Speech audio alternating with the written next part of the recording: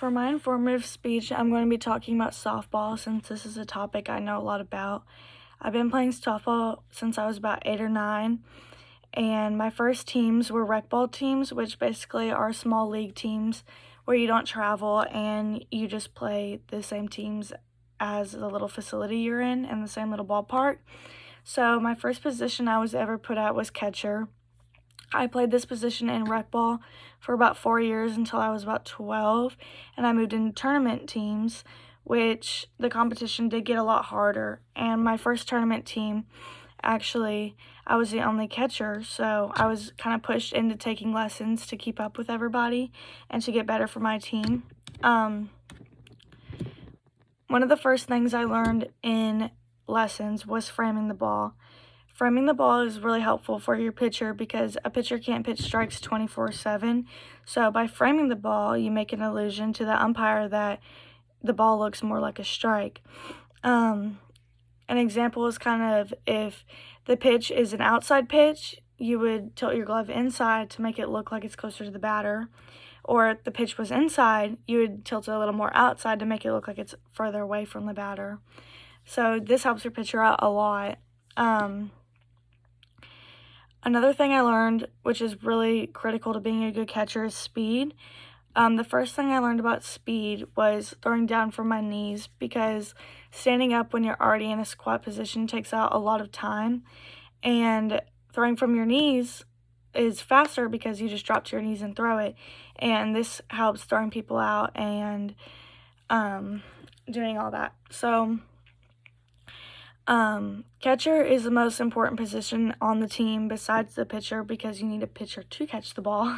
But catcher is the most important because you're the only one on the field that can see everything and everyone around you.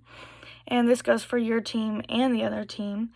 So being catcher is basically being a leader because you always have to be telling your team where the next out is and where the next play is. As well as seeing your base runners and seeing the other team where they're running, and telling your team. So, as I got older, the lessons did get more advanced, and instead of little basic things like speed, I learned more advanced speed stuff. One thing funny I remember learning was actually taking on and putting off my gear. So I would be timed in like 30 seconds to take off my gear and then put it back on. And this is because whenever you're the next batter up, you have to be quick on taking off your gear because you need to practice your swing and get ready to bat. As well as if you were the previous batter, you had to be putting on your gear pretty quickly to warm up your pitcher. One other thing I learned was blocking the ball. Blocking the ball is really critical to being a good catcher because it helps you not have balls get past you, and the runner could score if a ball does get past you.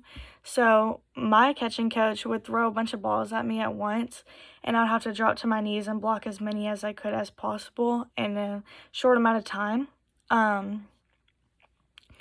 Whenever I moved into high school, I stopped playing tournament, and I kind of lost motivation after my first year in high school ball because of coaches. But I was put into the left side of the field, so I played third and left field. I stopped catching, and last year I actually didn't play softball at all. And then I moved into a new school, and I decided I wanted to play this year. I haven't caught this whole year. I didn't tell anyone I was a catcher. And recently we played a little game, and I was catcher for my team. So it was honestly really cool because I remembered everything really quickly, and it was like riding a bike. Like I never forgot it before, and it was really fun. But yeah.